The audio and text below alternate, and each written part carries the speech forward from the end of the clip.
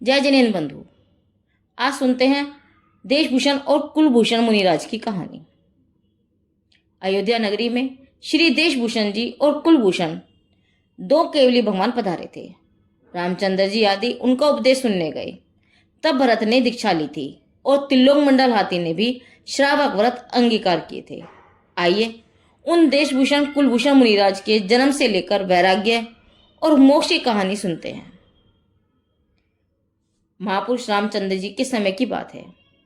सिद्धार्थ नगरी के राजा क्षेमकर थे और उनकी रानी का नाम विमला देवी था। उनके दो पुत्र थे, एक देशभूषण और दूसरे कुलभूषण। दोनों भाइयों को एक दूसरे के प्रति अपार प्रेम था। मात्र इसी भव में नहीं बल्कि पूर्व में अनेक भवों से वे एक दूसरे के भाई बन रहे थे। दोनों भाई आत्मा को जानने वाले थे और पूर्व भव के संस्कारी थे। राजा ने बाल्यावस्था से ही दोनों को विद्याभ्यास के लिए किसी अन्य नगर भेज दिया था। 15 वर्ष तक दोनों भाई विद्याभ्यास में इतने मस्त थे कि विद्या गुरु के अलावा किसी और को जानते तक नहीं थे। विद्याभ्यास पूरा करके जिस समय दोनों युवा राजकुमार घर आए, उस समय राजा ने नगरी का श्रृंगार करके उनका भव्य स्वागत किया और उनके विवाह के लिए राजकन्याओं को पसंद करने की तैयारी की। दोनों भाइयों की स्वागत यात्रा नगरी में घूमती घूमती राजमहल के पास आई। वहां झरोखे में एक अति सुंदर राजकन्या प्रसन्नचित हो खड़ी थी। उसका अद्भुत सौंदर्य देखकर दोनों राजकुमार उसके ऊपर मुग्ध हो गए। वह राजकन्या भी एकटक उनको देख रही थी।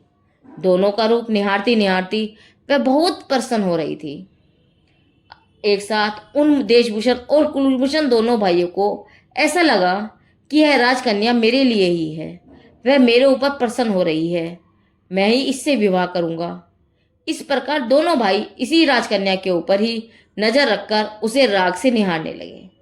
यह देखकर दोनों को एक दूसरे पर द्वेष आया कि यदि मेरा भाई इस कन्या के ऊपर नजर रखेगा तो मैं उसे मारकर इस राजकन्या से विवाह करूंगा। ऐसा मन ही मन में वे एक दूसरे को मारकर भी उस राजकन्या के साथ विवाह करने की सोच रहे थे। दोनों का चित्त एक ही राजकुमारी में एकदम आसक्त था। इस कारण वे एक दूसरे से कहने लगे, इस राजकुमारी के साथ मैं विवाह करूंगा, तुम नहीं। इस प्रकार मैं तू करते करते दोनों भाई हाथी के ऊपर बैठे बैठे वाद विवाद करने लगे। कन्या के मोहवश दोनों भाई एक दूसरे के प्रति प्रेम भूल गए और द्वेषपूर्ण बर्ताव करने लगे। कन्या की खातिर एक दूसरे से लड़ने के लिए तैयार हो गए। देखो विषयासक्ति भाई भाई के स्नेह को भी तोड़ देती है। अरे चेतो, 4 भव से परम स्नेह रखने वाले दोनों भाई इस समय विषय आसक्तिवश एक दूसरे को मारने के लिए तैयार हो गए हैं। इतने में कुछ शब्द उनके कान में पड़ते ही दोनों भाई चौंक गए, जैसे बिजली ही उनके ऊपर पड़ गई हो। अरे, वे दोनों स्तब्ध रह गए। क्या शब्द थे वे? दोनों राजकुमारी को लड़ाई करने की तैयारी करता देख तथा दोनों की नजर भी राजकुमारी की ओर लगी देखकर उनके साथ चल रहे बुद्धिमान मंत्री परिस्थिति को समझ गए कि ये दोनों राजकुमारी के लिए लड़ रहे हैं। उन्होंने कहा, देखो राजकुमारों, सामने राजमहल के झरोखे में तुम्हारी बहन खड़ी है। बहुत वर्षों बाद तुम्हें पहली बार देखकर अत्यंत प्रसन्न हो रही है कि अहो कितने अच्छे लग रहे हैं मेरे भाई। अतः टकटकी लगाकर तुम्हें निहार रही है। तुम विद्याभ्यास करने गए थे, उसके बाद इसका जन्म हुआ है। यह तुम्हारी बहन तुम्हें पहली बार देखकर कितनी खुश है। तुम भी उसे पहली बार देख रहे हो। अरे, इस झरोखे में खड़ी खड़ी जो हमारे सामने हंस रही है वह राजकुमारी कोई और नहीं, हमारी ही सगी बहन है। ऐसा जानकर दोनों भाइयों के मन में जबरदस्त धक्का लगा। लज्जा से वे वहीं ठहर गए और सोचने लगे, अरे यह तो हमारी छोटी बहन है, हमने इसे कभी देखा नहीं, जिससे समझ नहीं सके और अज्ञानता के कारण हम अपनी बहन के ऊपर ही विकार से मोहित हुए और एक दूसरे को मारने का विचार करने लगे। अरे, विषय अंध होकर हम भाई भाई के स्नेह को ही भूल गए। हाय रे, हमें यह दुष्विचार क्यों आया। अरे, ऐसे संसार में क्या रहना जहाँ एक भव की स्त्री दूसरे भव में माता या बहन हो, एक भव की बहन दूसरे भव में स्त्री आदि हो। अब इस संसार से विराम लेना चाहिए। अनेक दुखों से भरा हुआ यह संसार, जिसमें दुष्ट मोह जीव को अनेक प्रकार से नाच नचाता है। हमें धिक्कार है कि हमने मोह के वश होकर अपनी बहन के ऊपर विकार किया। अरे, अब माता पिता को हम क्या मुंह दिखाएंगे? ऐसा विचार करके उन्हें राजमहल जाने में अत्यंत शर्म महसूस हुई। इस प्रकार संसार को असार समझकर दोनों भाई अत्यंत विरक्त हुए और वहां से लौटकर विरक्त होकर मुनि दीक्षा लेने के लिए तैयार हुए। उसी समय पुत्र वियोग से व्याकुल माता ने पुत्रों को रोकने हेतु बहुत प्रयत्न किया। उनके पिता दोनों पुत्रों के विरह में आहार को त्याग करके प्राण छोड़कर भवनवासी देव में गरुड़ेंद्र हुए। उनकी बहन ने भी मुनिपने में बहुत कष्ट बताते हुए कहा, हे बंधुओं, वहाँ कोई माता पिता या परिवार नहीं है। कुटुंब के बिना वन में अकेले किस प्रकार रहोगे? तब वैरागी कुमारों ने कहा, हे माता, हे बहन, मुनि दशा में तो महा आनंद है। वहाँ कोई आत्मा अकेली नहीं है। उनका महान चैतन्य परिवार उनके साथ ही है। कहा भी है, धैर्य जिसका पिता है, क्षमा जिसकी माता है, अत्यंत शांति जिसकी गृहिणी है, सत्य जिसका पुत्र है, दया जिसकी बहन है और संयम जिसका भाई है। ऐसे उत्तम वीतरागी परिवार मुनियों को जंगल में आनंद देता है। फिर पृथ्वी जिसकी सैया है, आकाश जिसके वस्त्र हैं, ज्ञानामृत जिसका भोजन है, ऐसे योगी को कैसा डर? भय तो इस मोहमाई संसार में है, मोक्ष के साधकों को भय कैसा? ऐसा कहकर देशभूषण कुलभूषण दोनों कुमार वन में चले गए और दीक्षा लेकर मुनि हो गए। उनकी बहन अर्चिका हो गई। दोनों राजकुमार मुनि होकर चैतन्य के अनंत गुण परिवार के साथ अत्यंत आनंद के साथ क्रीड़ा करने लगे। शुद्धोपयोग के द्वारा निज गुण के स्वयं परिवार के साथ भाव विभोर होते हुए भी मोक्ष की साधना करने लगे। जिस समय राम, लक्ष्मण और सीता वंशधर पर्वत के पास आए थे, उसी समय देशभूषण कुलभूषण मुनिवर उस पर्वत के ऊपर ध्यान मगन विराजमान थे।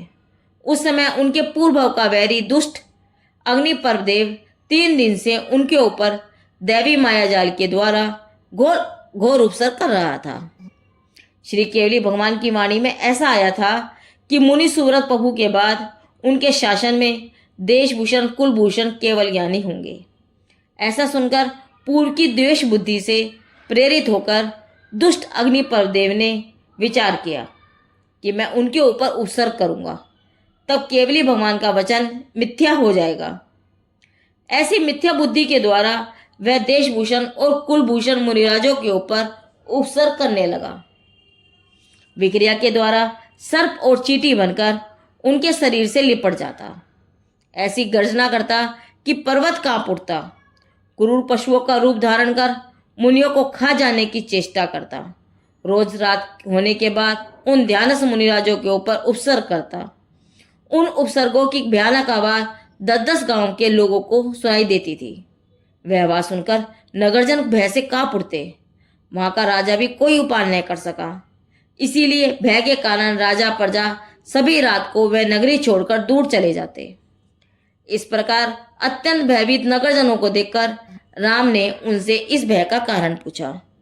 तब नगरजनों ने कहा, यहाँ रोज रात्रि के समय कोई दुष्ट देव भयंकर उपसर्ग करता है। उसकी अत्यंत कर्कश आवाज से यहाँ के सारे जन भयभीत हैं। पता ही नहीं चलता कि पर्वत के ऊपर रोज रात्रि को क्या होता है।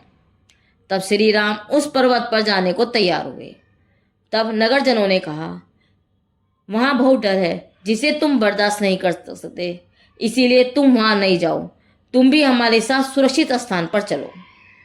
ऐसा सुनकर सीता भी भयभीत होकर कहने लगी, हे देव, आप वहाँ मत जाइए। चलो, हम भी इन लोगों के साथ निर्भय स्थान पर जाकर रात्रि बिताएंगे। उस समय राम ने हंसकर कहा, हे जानकी, तुम तो बहुत कमजोर हो। तुम्हें लोगों के साथ जाना हो तो तुम जाओ। मैं तो रात को इसी पर्वत के ऊपर रहूँगा और वहाँ यह सब क्यों हो रहा है उसे देखूंगा। मुझे कोई डर नहीं है। तब सीता ने कहा, हे नाथ, तुम्हारा हट दुर्निवार है, तुम जाओगे तो मैं भी साथ ही जाऊंगी। आप और लक्ष्मण जैसे वीर हमारे साथ हों तो फिर मुझे भी डर कैसा। ऐसा कहकर वह भी राम लक्ष्मण के साथ ही वंशधर पर्वत की ओर जाने लगी। लोगों ने उन्हें न जाने के लिए बहुत समझाया, परंतु राम लक्ष्मण निर्भीकता पूर्वक पर्वत की ओर चले गए। सीता भी उनके साथ गई। सीता भय से कहीं पर्वत के ऊपर से न गिर जाए, ऐसा विचार करके राम आगे और लक्ष्मण पीछे, और बीच में सीता। इस प्रकार दोनों भाई बहुत सावधानी से सीता को पहाड़ के शिखर के ऊपर तक ले गए। पहाड़ के ऊपर जाकर उन्होंने अद्भुत आश्चर्यकारी दृश्य देखा। ओह, अत्यंत सुकोमल दो युवा मुनिराज खड़े खड़े देह से भिन्न आत्मा का ध्यान कर रहे हैं। नदी के समान गंभीर उनकी शांत मुद्रा है। ऐसे वीतरागी मुनि भगवंतों को देखकर उन्हें अत्यंत प्रसन्नता हुई और भक्ति भाव से उनकी स्तुति की। पर्वत के ऊपर रहने वाले पशु भी मोहित हो गए और वहां आकर शांति से बैठ गए। उसके बाद राम लक्ष्मण सीता वहीं पर रुक गए। फिर रात हुई और असुर उपद्रव करने आ पहुंचा। बड़ा भयंकर सर्प का रूप लेकर जीवों को ललकारते हुए वह उन मुनिराजों के शरीर से लिपट गया।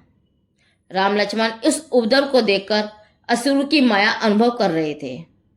बाहर क्या हो रहा है इस पर उनका लक्ष्य नहीं था। सीता यह दृश्य देखकर पुनः भयभीत हो गई। तब राम ने कहा, देवी, तुम डरो मत, तुम इन मुनिवरों के चरणों में ही बैठी रहो, हम इन दुष्टों को भगाकर आते हैं। ऐसा कहकर सीता को मुनि के चरणों के समीप छोड़कर राम लक्ष्मण ने दुष्ट असुर देवों को ललकारा।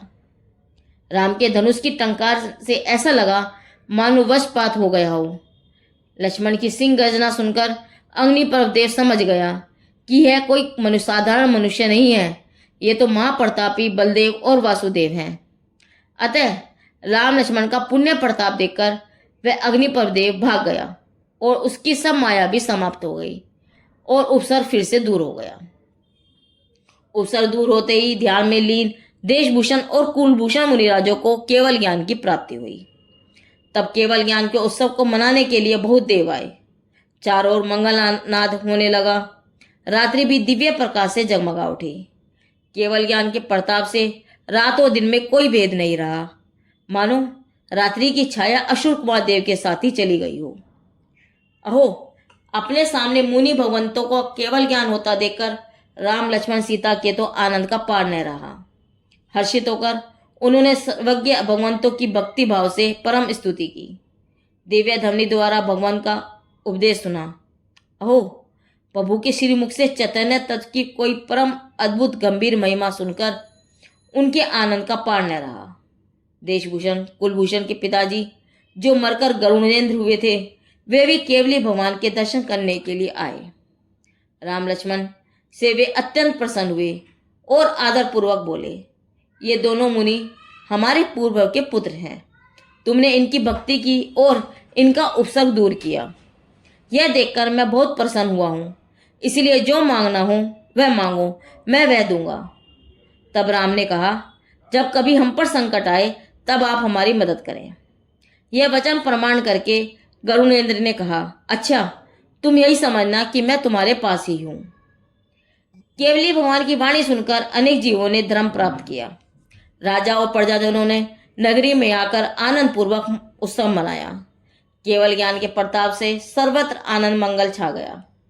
भगवान की वाणी में ऐसा आया कि रामचंद्र जी इसी भव में मोक्ष प्राप्त करेंगे। श्री रामचंद्र जी बलभद्र हैं और तद्भव मोक्षगामी हैं। ऐसा केवली भगवान की वाणी में सुनकर लोगों ने उनका बहुत सम्मान किया। मुनिवरों को केवल ज्ञान उत्पन्न होने से उस भूमि को महातीर्थ रूप समझकर राम लक्ष्मण सीता बहुत दिनों तक वहीं रहे और महान उत्सव पूर्वक अनेक मंदिर बनवाकर अद्भुत जिन भक्ति की। उसी समय से यह पर्वत रामटेक तीर्थ के नाम से प्रसिद्ध है। गगन विहारी देशभूषण कुलभूषण केवली भगवंत दिव्य ध्वनि से अनेक देशों के भव्य जीवों को धर्म का प्रतिबोध करते हुए अयोध्या नगरी में पधारे। तब फिर से उन मुनि भगवंतों के दर्शन करके राम लक्ष्मण सीता भरत के कई आदि को बहुत हर्ष हुआ। उनका धर्मोदय सुनकर भरत ने दीक्षा ली और त्रिलोक मंडल हाथी ने भी श्रावक व्रत अंगीकार किए। उसके बाद विहार करते हुए वे दोनों केवली भगवंत कुंतलगिरी पधारे और वहां से मोक्ष प्राप्त कर सिद्धालय में विराजमान हुए। दोनों भाई संसार में अनेक भव साथ रहे और आज मोक्ष में भी साथ विराजमान हैं। उन केवली भगवंतों को हमारा बारंबार नमस्कार हो। कुंतलगिरी सी क्षेत्र महाराष्ट्र में है। वहां से ये देशभूषण तथा कुलभूषण मुनिवर मोक्ष गए हैं। उनकी यादगार के लिए अभी भी पहाड़ के ऊपर उन दो भगवंतों की सुंदर प्रतिमाएं हैं। श्री क्षेत्र बहुत रमणीय स्थान है। देशभूषण कुलभूषण दोनों 4 भव से सगे भाई थे। आप उनकी जीवन कथा पढ़कर अपने जीवन में आत्मसात कर उन जैसे बनने की भावना भाते हुए कल्याण मार्ग पर लगे। यह इस कथा का उद्देश्य है। 2 वैरागी राजकुमारों भगवान श्री देशभूषण और कुलभूषण जी की कथा पूरी हुई। यह कथा जैन धर्म की कहानियां अखिल भारतीय जैन युवा फाउंडेशन से ली गई है। जिनदेव की वाणी आगम वाणी।